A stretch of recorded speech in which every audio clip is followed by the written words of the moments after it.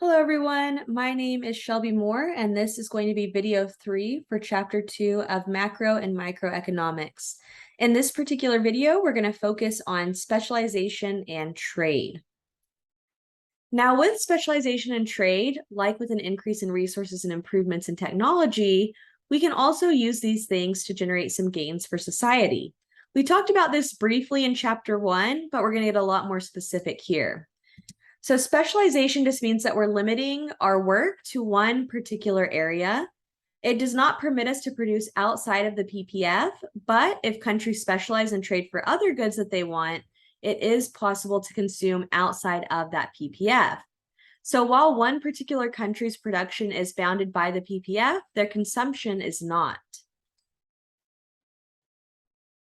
Now, some assumptions that we're going to make for this particular example, or the ceteris paribus, is that technology is fixed, that two people will have different abilities in the production of two goods, the quantity of resources is fixed, and that society, again, only produces two goods. What we're interested in, what we touched on in chapter 1, but we're going to get more specific with here, are absolute and comparative advantage. So absolute advantage means that one producer has the ability to make more than another producer with the same quantity of resources, while comparative advantage is the ability to make a good at a lower opportunity cost than another producer. Differences in producers' ability to produce goods allows them to specialize in what they have a comparative advantage in and trade for other goods that they want. Keep in mind, even if a producer has an absolute advantage in all goods, like when we talked about this professional baseball player that is better than you at hitting baseballs and also at shooting baskets, they should not try to produce everything because they still would benefit from trading. The question that we have is what should they specialize in? And that's determined by comparative advantage. So the definition of comparative advantage we saw in chapter 1, but again, it's very important to economics, so I would highly recommend that you write it down. As long as two individuals face different opportunity costs, they'll always be able to gain from trade. So let's take a look at some advantages from trade. In this case, we have two people, Blake and Gwen, and Blake and Gwen are producing pizzas and wings. We want to know who has the absolute advantage on pizzas and on wings, and we want to know should the same person produce both of these goods, and who has the comparative advantage on pizzas and wings. So if we look at our numbers, we can tell just at a quick glance that Gwen's able to produce more pizzas and more wings overall than Blake. So Gwen actually does have the absolute advantage on pizza and wings. Now, Gwen actually has a comparative advantage on pizzas, as she would only have to give up 2 wings for every pizza that she makes, while Blake would be giving up 3 wings for every pizza that he makes. Blake has comparative advantage in pizza because he only has to give up 1/3 of a pizza for every wing, while Gwen is having to give up a half of a pizza for every wing that she produces. Keep in mind, it's impossible to have a comparative advantage in production of both goods if we have different opportunity costs. And that's because the opportunity cost of one good is reciprocal of the opportunity cost of the other.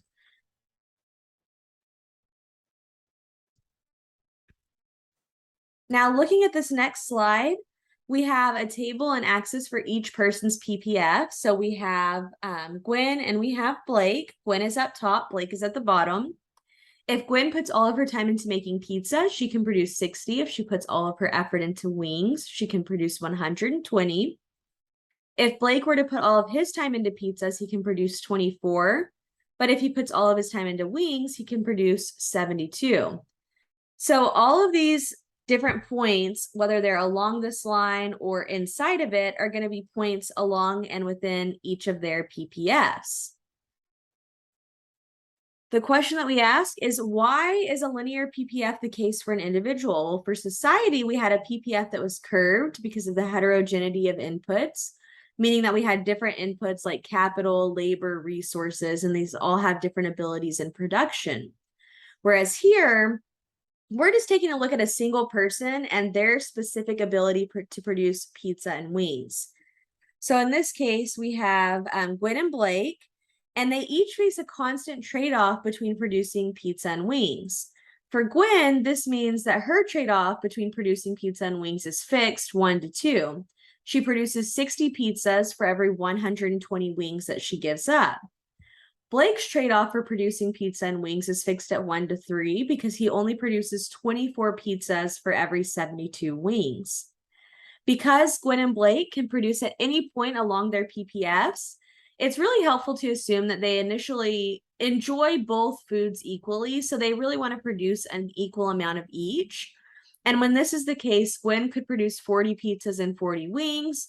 Blake at most would be able to produce only 18 pizzas and 18 wings. Because Gwen is just more productive in general and she produces more of each food, she has that absolute advantage, which just means that she's better than Blake at producing both of these items. Now, without trade, people are only able to consume what they're able to produce and nothing more. So our question is, can they do better? And we're looking first at their consumption without trade. So we have Gwen on top, Blake on bottom. We're looking at pizzas and wings, and we're seeing kind of where they're at without trading. Now, with trade, if we look at their production and consumption, Gwen is able to produce 60 pizzas and consume 41 of them. She'll produce no wings, but consume 47 of them. Blake is producing no pizzas, but he's consuming 19 of them. And he's producing 72 wings and consuming 25 of them. So overall, everybody actually benefits from trading, even though Gwen was better at producing both of the items. If Gwen were to specialize in only pizza, she's able to produce more and to also give away some without giving up anything that she was consuming beforehand.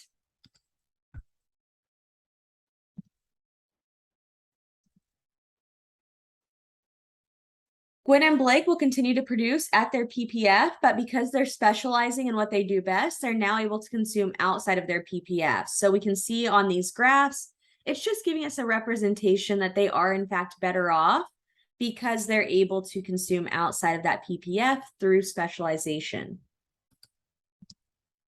So how do we price trading? Well, in terms of trade, we have to ask the following question. How are the terms of trade determined so that trade benefits both people? We have to think in terms of ratios to see what each would find attractive. For Gwen, the opportunity cost of a pizza is 2 wings. For some reason, they've changed the name to Kim and Kanye on these slides, but just assume that Kim is Gwen and Kanye is Blake. We express this as a ratio of pizza to wings, so it's 1-2. And then Kanye, who is also Blake, that had a recent name change, has an opportunity cost of a pizza that is equal to 3 wings. So we express his ratio of pizza to wings as 1-3. Back to our original names.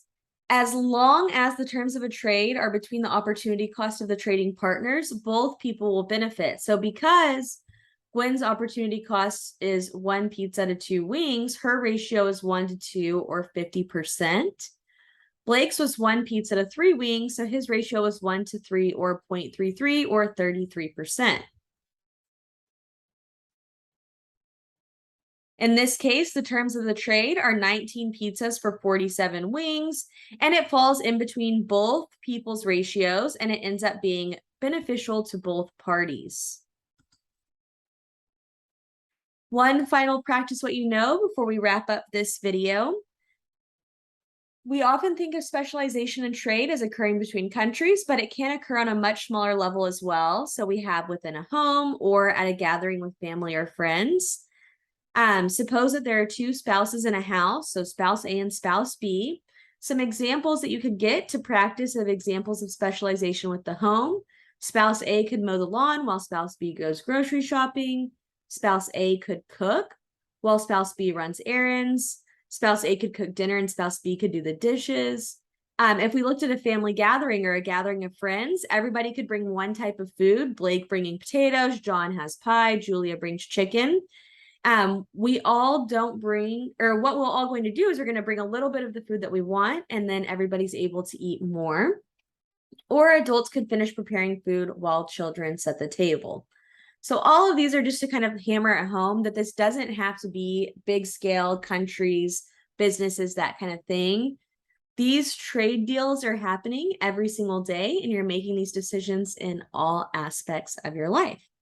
So that's going to wrap up video 3 on specialization and trade. If you have any questions, you can reach out to me as usual. Otherwise, please head over to Blackboard to watch the final video. Thank you.